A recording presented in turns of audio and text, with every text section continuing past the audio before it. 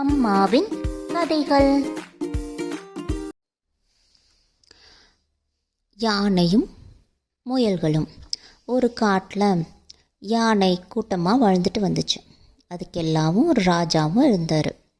அந்த யானைகள் ஏரியில் குளிக்கிறதும் தண்ணியை குடிக்கிறதும் அப்படின்னு சொல்லிட்டு குடும்பமாக சந்தோஷமாக வாழ்ந்துட்டு வந்தாங்க.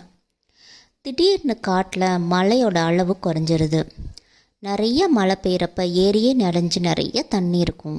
ஆனால் இப்போ மழை இல்லாதனால ஏரியில் தண்ணி கம்மியாயிட்டே வந்தது. இதனால் குட்டி யானைகளும் பெரிய யானைகளும் ரொம்ப கஷ்டப்பட்டாங்க. இதை போய் எல்லாரும் யானை ராஜாட்ட சொன்னோன்னா யானை ராஜா சொல்கிறாரு, காட்டுக்குள்ளே இன்னொரு ஏரி இருக்குது, நம்ம அங்கே போகலாம் அப்படின்னு எல்லாம் கிளம்பிடுறாங்க. அப்படி பக்கத்து ஏரிக்கு போகிறப்ப அந்த ஏரியில் நிறைய முயல்கள் இருக்குது. இந்த யானைகள் போகிறப்ப எல்லா முயலையும் மிதித்து மிதித்து போகிறாங்க. இதனால் பல முயல்களுக்கு காயமும் ஆயிடுது. ஏரியை பார்த்தோன்னா குட்டி யானைகளுக்கு எல்லாம் சந்தோஷம். உள்ளே போய் நல்லா குளித்து நல்லா தண்ணி குடிச்சிட்ருக்காங்க. இதெல்லாம் பார்த்தோன்னா முயல்களுக்கு கோவம் வருது. ஐயோ, இவ்வளோ யானைகள் இங்கே வந்திருந்தால் நம்ம எப்படி இந்த ஏரியில் வாழ்கிறது? இவ்வளோ பெரிய யானையை விரட்டுறதுக்கு நம்மளுக்கு சக்தியும் கிடையாதே அப்படின்னு சொல்லி புலம்பிகிட்ருக்காங்க. இதை பார்த்த ஒரு வயதான முயல் சொல்லுது, நான் உங்களுக்கு ஒரு ஐடியா சொல்கிறேன், அதை மாதிரி பண்ணுங்க அப்படின்னு சொல்லுது.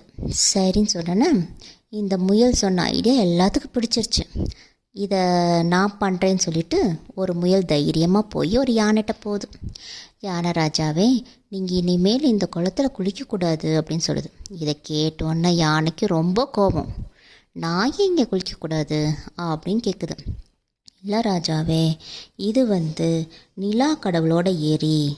அந்த நிலா கடவுளுக்கு யார் இங்கே மற்றவங்க குளித்தாலும் பிடிக்காது, கோபப்படுவார் அந்த நிலா அப்படின்னு சொல்லுது. நிஜமாவா சொல்கிறேன்? ஆமான்னு சொல்லுது.